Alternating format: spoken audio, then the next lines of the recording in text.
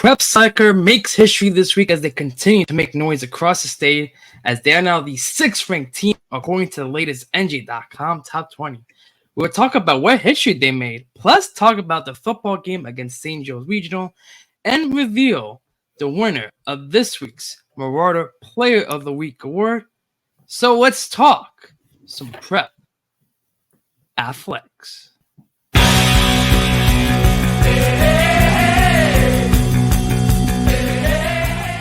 Floater too strong. Rebound tapped around. The three to win the game. No good. And Prep survive. The Marauders have won their first sectional championship since 2014. Is in the air to right field. Going back. He's in front of rehab. He makes the play. And St. Peter's Prep retains its glory on the diamond. The Marauders are your 2023 Hudson County Tournament champions. With 9, with 8, with 7, Sargent, score! With 35 seconds left, can the Marauders stay on side? Yes, they can! St. Peter's has won it!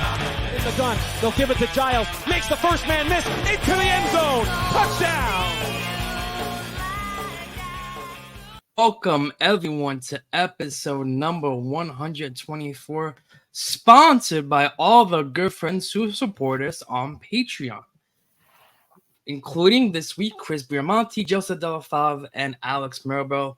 We had a lucky 15 people so far who are subscribed to us, and we would love to have your support of the program. So sign up today at patreon.com/State of the Marauders. Again, only $2 a month. You even get a full 7-day free trial once you sign up. You get live updates right from your phone on any game or match you're covering. You get this podcast in video form before everybody else does. And so much more. So again, make sure you sign up today at patreon.com/State of the Marauders. Hello, everyone. Welcome in again to another episode.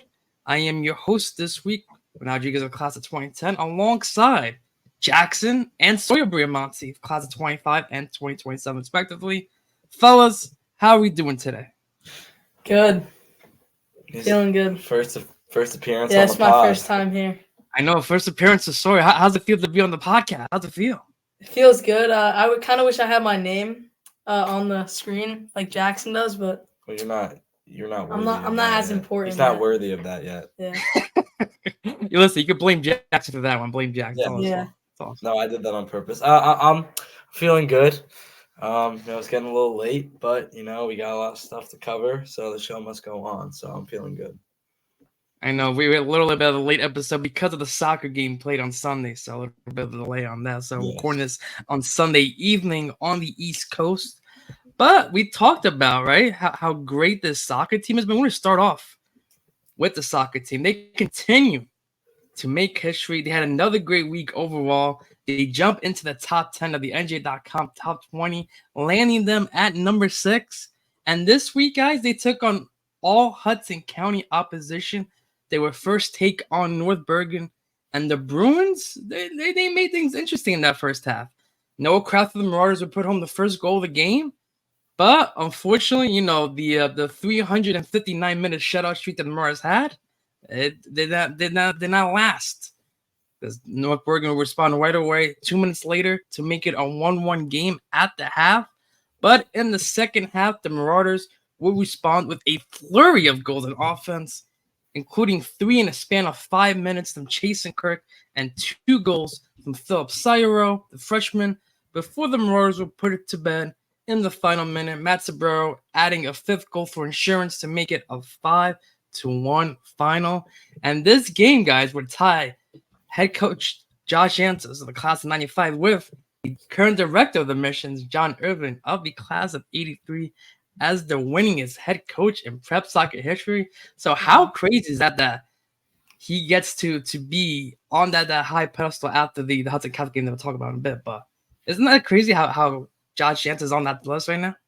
Oh yeah, for sure. And the Hudson, obviously we'll get to it, but the Hudson Catholic game was a great game, and it was a great way to get on that pedestal and pass John Irvine, who's a well-respected coach in the school. So definitely, he's got to feel great right now. And I feel like it's also just a super big step for the soccer program overall for St. I Peter's. agree.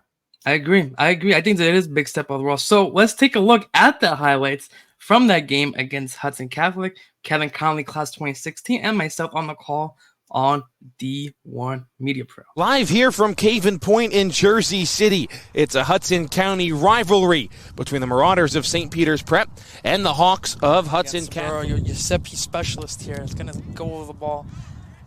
Well, he's looking to go quickly. Sends one in towards goal. Nobody was ready, and they score! Oh, St. Peter's Prep caught Hudson Catholic napping, and Sobrayo cuts the deficit back in half. So he did the exact same play against Robinson for the first goal of the game. He does it here again, his 6th goal of the year, and that's the spark the Marauders need right there. Mayorga nearly trips over his own feet. Sobrayo gets it right back. Gets to the middle of the field. He'll fire his own shot. Turn aside. Rebound. That game is tied. It's the freshman, Philip Sayuo, who ties it up for St. Peter's Prep. What a play there by Matt Sobrero. Able to get the touch.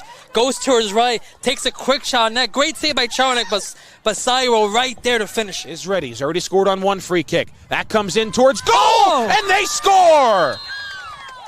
St. Peter's Prep with a 3-2 lead and 15 seconds remaining off the deflection from Chasen Kirk.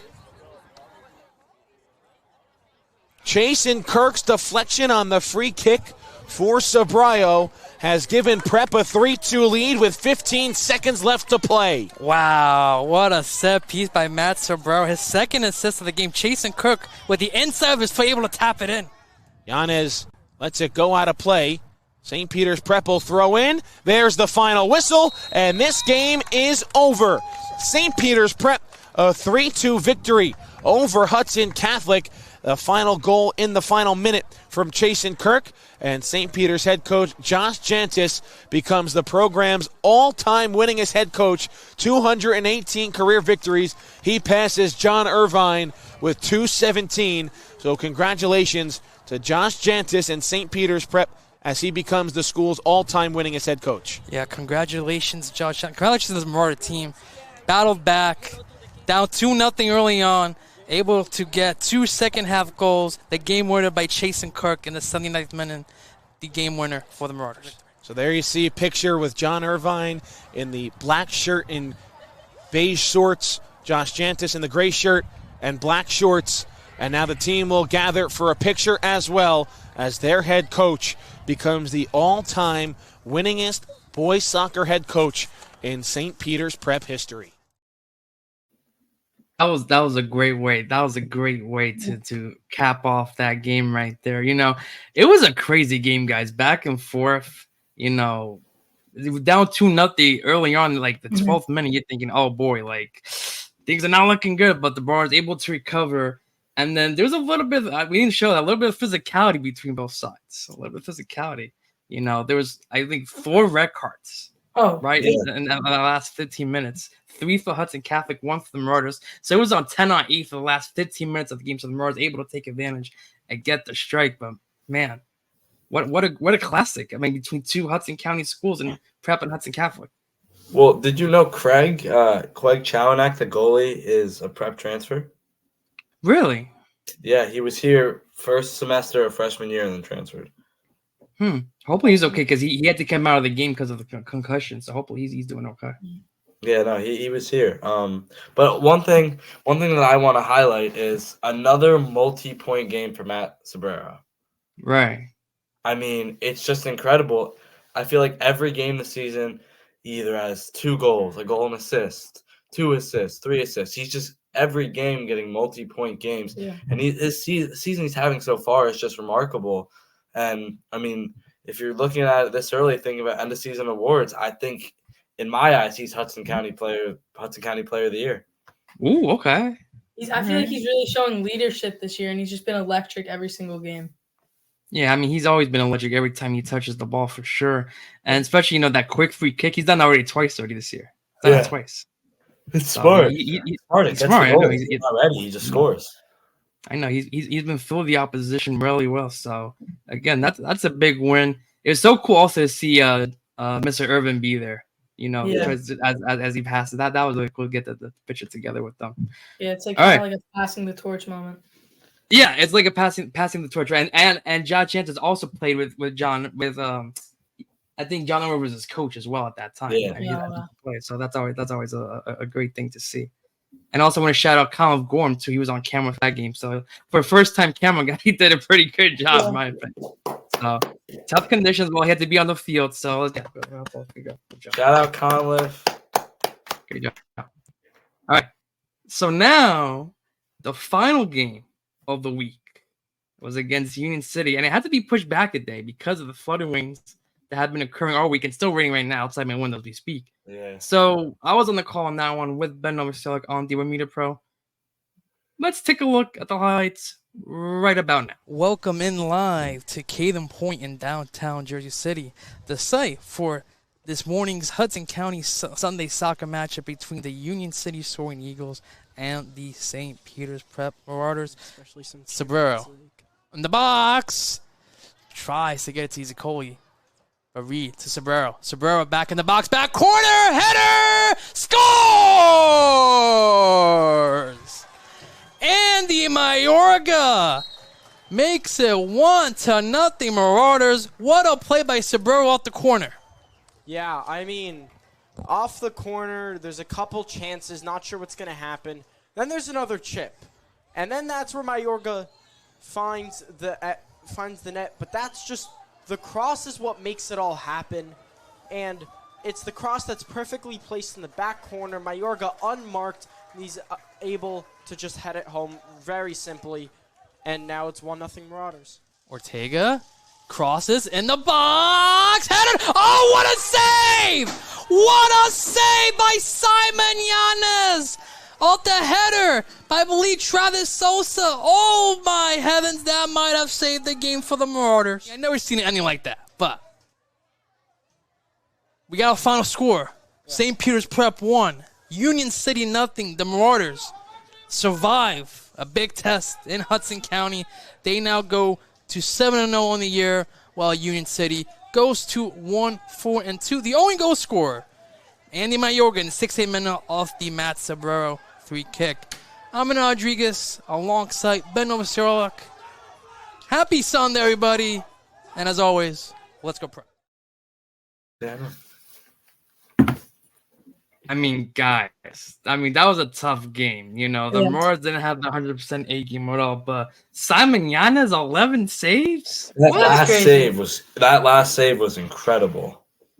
Yeah, that save right there. That I thought for sure that was gonna be a 1-1 game. But what a save that was. What a save.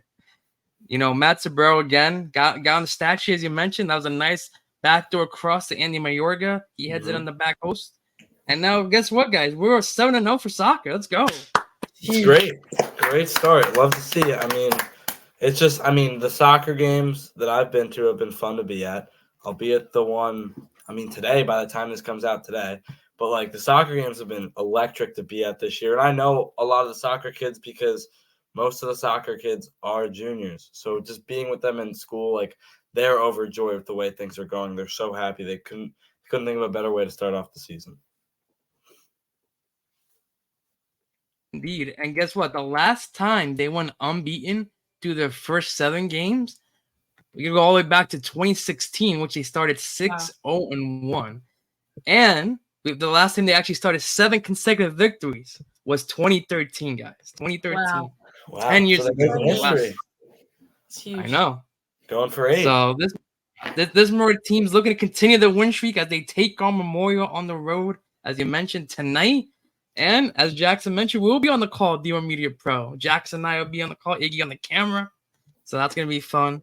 Then, hopefully, this next game also be on D1 Media Pro. We got a top 20 matchup between number 6 St. Peter's Prep, number 15 Kearney, NG.com top 20 matchup. Harvey Field, the site. That's gonna be a tough matchup for the Marauder team coming back. That double overtime victory. It's gonna be a big matchup. I'm curious to see what transitions both teams are gonna make, because that first game against Kearney was a back and forth affair. Both teams were just giving it their all. No one wanted to let that first goal in. So it's gonna be interesting. Yeah. And then the final matchup of the week, it's going to be an out-of-state contest. They head out to Long Island Saturday morning to take on Kellenberg Memorial. So let's see how they do this week as they continue to make some history. All right. So now it's my favorite part, which we're going to talk about the football team. And we're going to go right into the scoring plays. And last week I thought I played some music. I know the music wasn't too good. So I think I'm just going to go straight, just talk about the scoring plays, and then we could dissect everything that happened with the game. So, again, they took on number 2 St. Joe's Regional, home opener, Caden Point. Caden Point was a frenzy early on. The fan base was ready to give the Marauders all the love they can receive.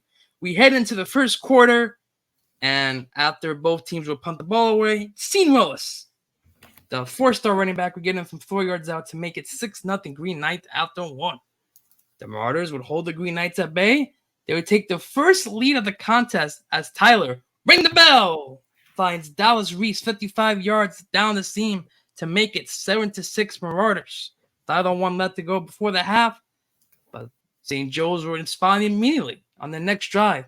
Another touchdown by Yassine Willis, this time from 23 yards out to make it 13-7 St. Joe's Regional. Dante Copeland, he would force the interception on the next Green Knights drive. He would get the Marauders good field position. They would take advantage. It's Bell to DJ Brown in the back corner of the end zone. 33 yards, 14-13 Marauders, 35 seconds to go. Momentum for the Marauders right before halftime, or so we thought. Poor kick on the kickoff. A good return by the Green Knights. Sets them up in Marauders territory, and they will go 49 yards all the way down at the buzzer. A 1-yard QB sneak like Patrick Grusser would make it 19-14 Green Knights at the half. And that could be the turning point of the game because St. Joe's came out flying in the third. John Forrester gets in from 21 yards out to make it 27-14.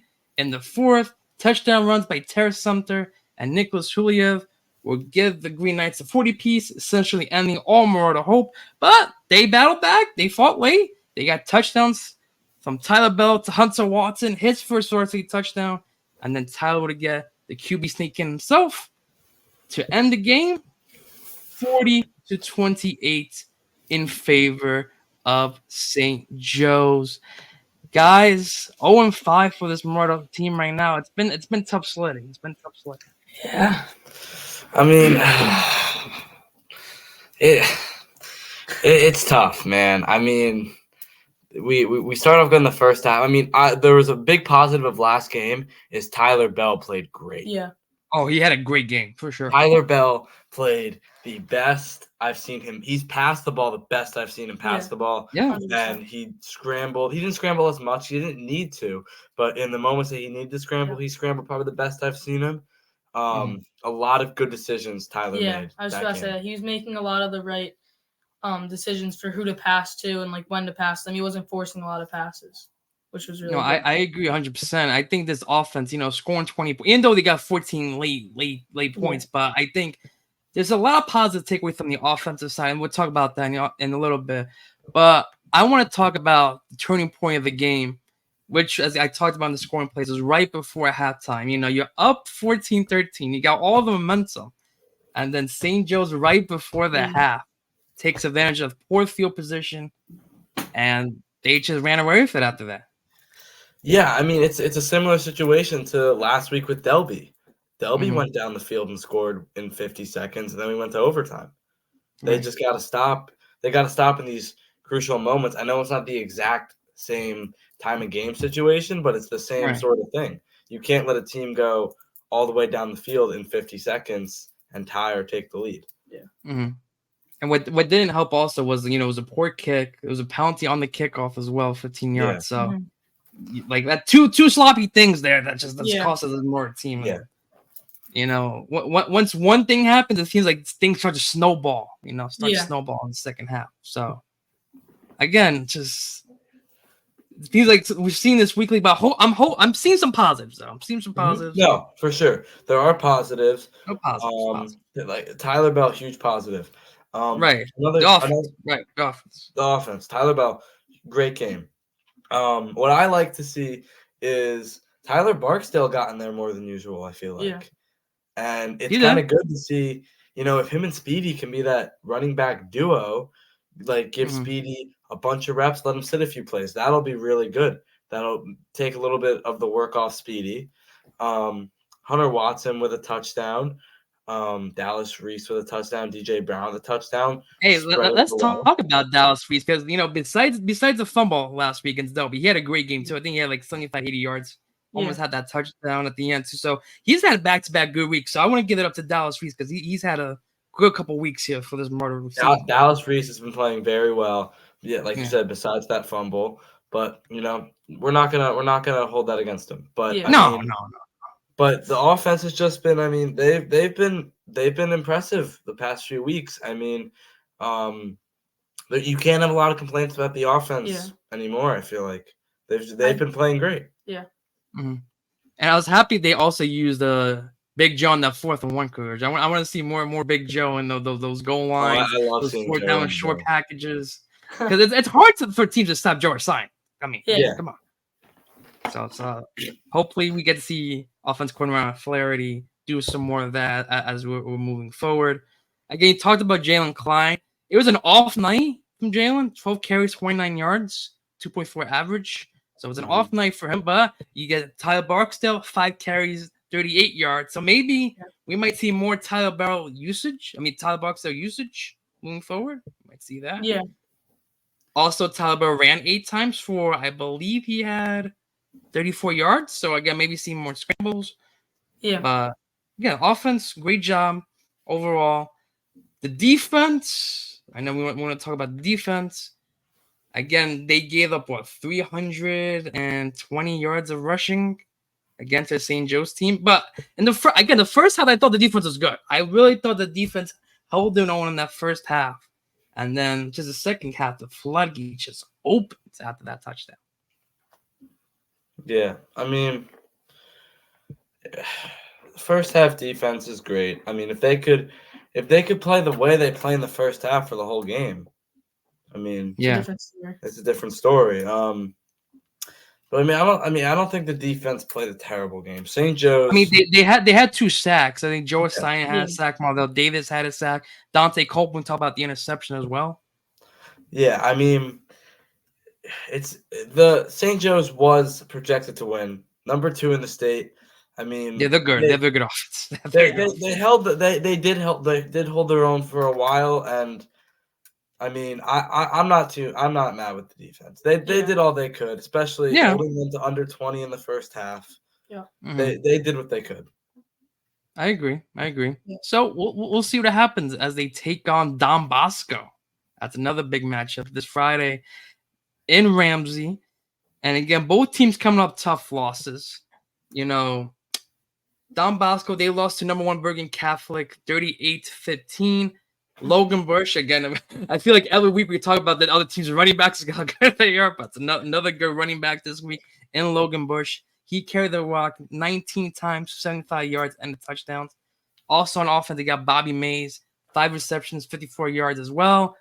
But, guys, I feel like, I don't know, maybe not as much nowadays, but I feel like when I was a student at prep, like Bosco Prep was a big rivalry because of how good Bosco was during the 2000 to 2010s. I feel like it's still a rivalry. I feel like it's less. To me, I feel like it's less. No, it's probably less. Like, we probably have bigger rivalries with other teams and stuff, but I still think it's a rivalry. I think in my 3 years, the biggest football rivalry has been Seton Hall and us. Yeah. But I would definitely still say Bosco is still a rivalry. Like, the MetLife game last year was down to play. I mean, that was a great game last year. Zone 6. Yeah, Zone 6 classic, but still a rivalry for sure. Yeah.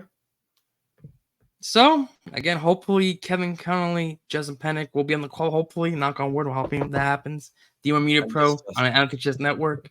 Friday night live from Granite South Stadium at 7 p.m. And again, I think the Marauders have finished the tough part of the schedule. knock on wood, but I think Bosco's a little bit less, can't treat anyone weakly, but I think they're not as dangerous. They're 1-4. Premise Catholic, not as dangerous. Cena Hall, I don't think they won a game yet, so they got some winnable games. They beat Irvington Friday. Oh, they beat Irvington. Yeah, I forgot they beat Irvington. Yes, they beat Irvington. That's right. But again, these are winnable games for the Mars coming up. The next one. Let's get some momentum in the playoffs. Everyone makes playoffs, get some momentum, go 3-4. Maybe, the seeds help us out. We go to like a Donovan Catholic or Notre Dame, go down there. Yeah, what's the projection right now? Who we project? I think we would play Donovan right now. But again, that's just hypothetically. That would be sick. That's where our cousin goes. Our cousin goes to Donovan. Yeah. And our cousin actually takes pictures for Donovan football too. Okay, so I'll keep an eye on that, but again, still a little too early for projections. So for sure. Yeah. But that would be nice. I'd like to play Donovan. All right. So now we talked about soccer. We talked about football. Now it is time to talk about what, guys? The news of the week, right? Let's talk about the news of the week. News of the week. Yeah. So here are the news of the week.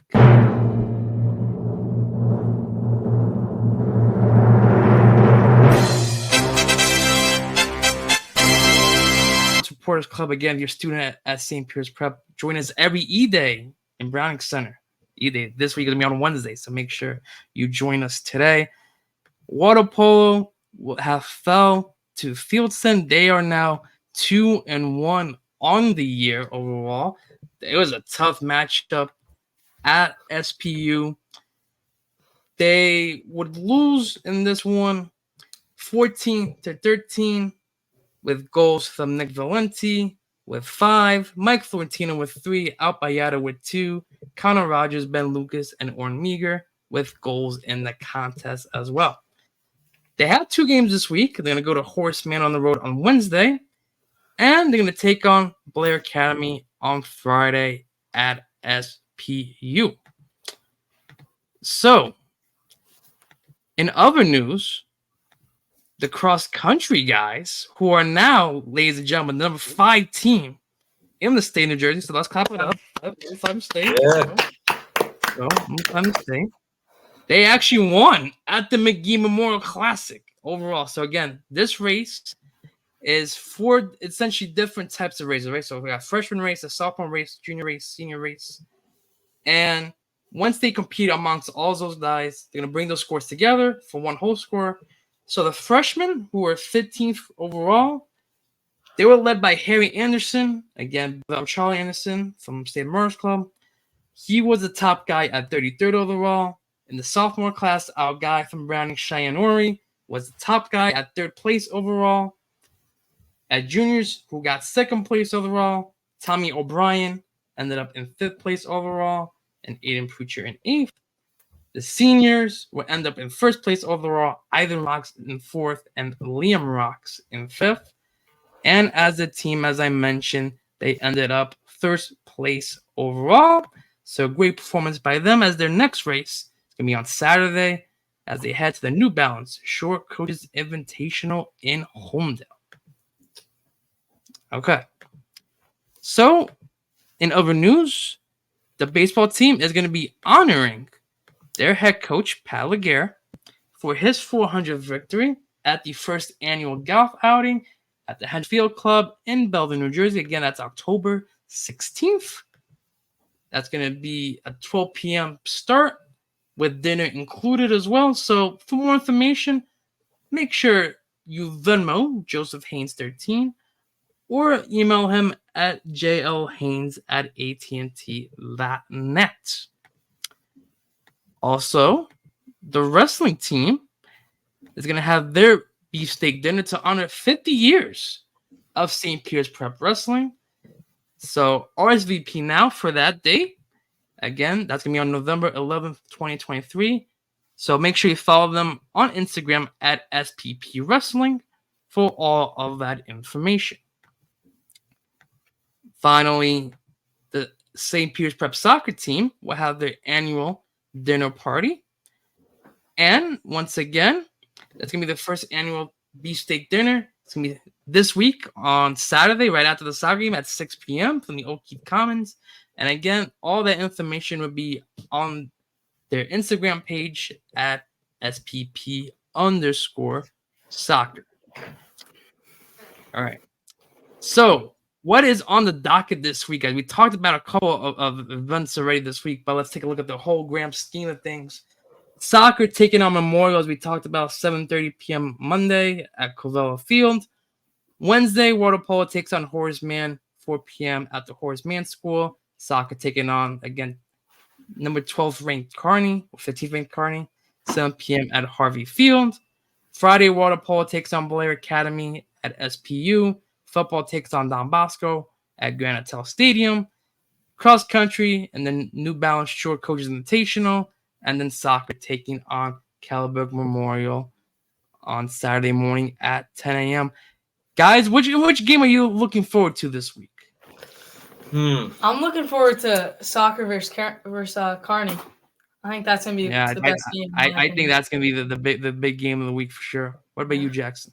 I mean, yeah, I agree. Soccer versus Kearney is probably gonna be the best game. But I mean, if they can go out and beat Bosco, that's true. I think they can. I got faith. We get the momentum. Go into the bye week. Take the bye week. Rest up.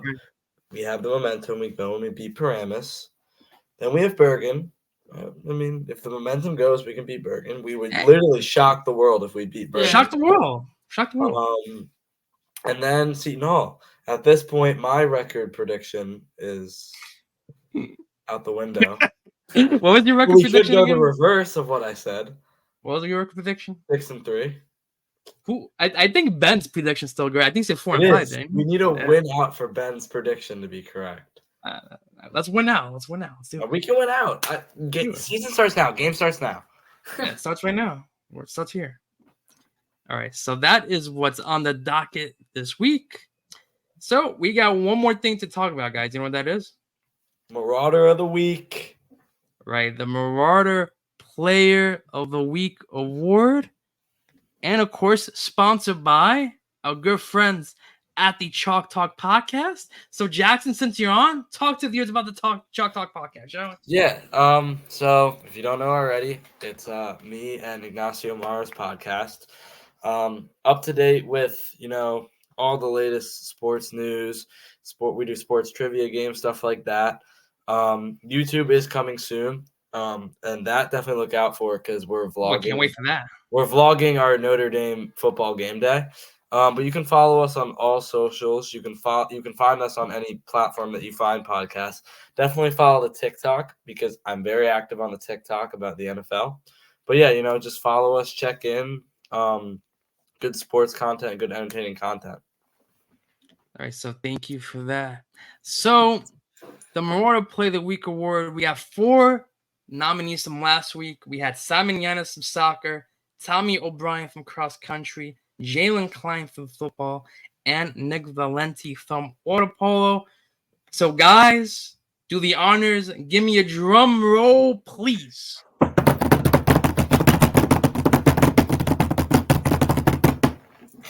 All right. So, with 57% of the vote, all right, the winner of this week's Marauder Player of the Week goes to, from the water polo team, Nick Valenti. So, congratulations. Back-to-back water polo winners. Yeah, back-to-back water polo. He had 9 goals in that contest, guys. 9 goals. Yeah, no, you don't see 9 goals happen every day. So that's amazing. So great job by Nick Valenti. And now we have 4 more new nominations for the next Marauder Player of the Week award. So from the soccer team, I know Jackson may not agree with me on this one, but I'm gonna put this guy first. This guy had a game-winning goal against Hudson Catholic, 2 goals on the week. The senior back, Chasen Kirk. I know you probably would think about it, but I'm going to save Matt. For the cross-country team, this guy led the seniors to a first-place overall finish. He helped the team get the overall Magee Memorial title, and that's going to be senior Ivan Rocks. for the football team, and we talk about this guy extensively throughout the podcast today, he's going to be the sophomore quarterback, Tyler Bell. And finally, from the water polo team, with a hat trick against Fieldston, there's junior Michael Florentino. So, remember everyone, voting is going to go until Saturday, September 30th at 11:59 p.m. So, make sure you go on the app and you vote for who you think should be this week's Marauder Player of the Week. Well, ladies and gentlemen, I want to thank you all for tuning in to another episode of the State of the Marauders podcast. I don't know why I just said contest podcast. I want to thank our special guests this week, Jackson and Sawyer Briamonte, for coming on. Appreciate you guys giving your insights and analysis. And I'm looking forward to recapping your Marauders once again next week.